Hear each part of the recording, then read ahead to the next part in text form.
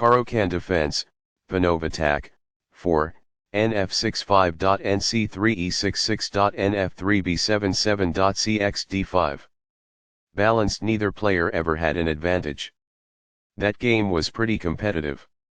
Black had a good opening, but white was on another level.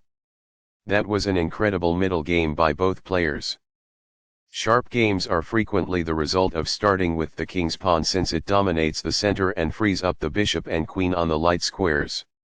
In the Caro-Kann defense, the pawns on d7 and d5 can be quickly pushed to take control of the center and engage the e4 pawn. The d4 square seizes the center and launches an assault on the e5 and c5 squares. The pawn on e4 is under attack from the center, where d5. x5 opens up the center.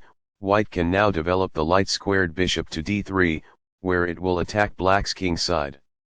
Cx d5 recaptures the pawn on d5 and leaves the c6 square open for the knight to develop.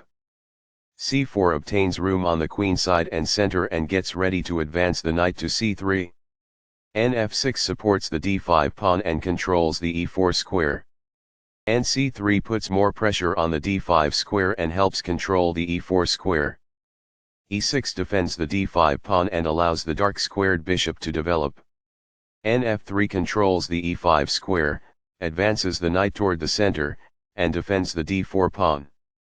b7 develops the bishop, supports the knight on f6 and prepares castling. cx d5 captures the pawn on d5 and attacks the e6 pawn. Backs off. By growing a bishop from its initial square, this activates it. It is the final book action. This misses a better way to block a check from the opposing bishop. It is an inaccuracy. This maintains the balance in material with a good trade. It is best.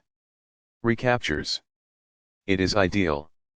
Castling gets the king to a safer square, out of the center of the board, while also developing a rook. Castling kingside tends to be safer because the king is further from the center. It is excellent. Castling gets the king to a safer square, out of the center of the board, while also developing a rook. Castling to the same side of the board as the opponent avoids some of the attacking associated with opposite side castling. It is good. By growing a queen from its beginning square, this activates the queen. It is ideal.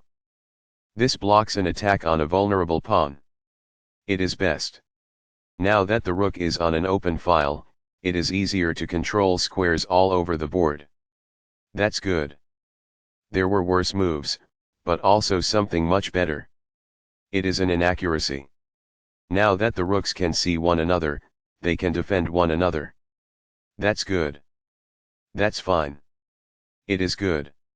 This is not the right idea. It is an inaccuracy. This strikes a rival knight. That's good. This reveals an impending attack on a knight. It is ideal. It is a fair deal after all captures. It is quite good. This is the only move that works. It is a great move. This reveals an attack that poses a threat to a queen. It is ideal. This misses an opportunity to move a queen to safety. It is a mistake. This is an equal trade. It is best. This maintains the balance in material with a good trade. It is best. Backs off. It's compelled. This requires an open file, a typical technique for rook activation. That's good. This is not the best. It is an inaccuracy. It is a fair deal after all captures. It is ideal. This is an equal trade. This is the start of the endgame and black is equal. It is excellent. This moves the rook to safety. It is good. Balanced, neither player ever had an advantage. That game was pretty competitive. Black had a good opening, but white was on another level.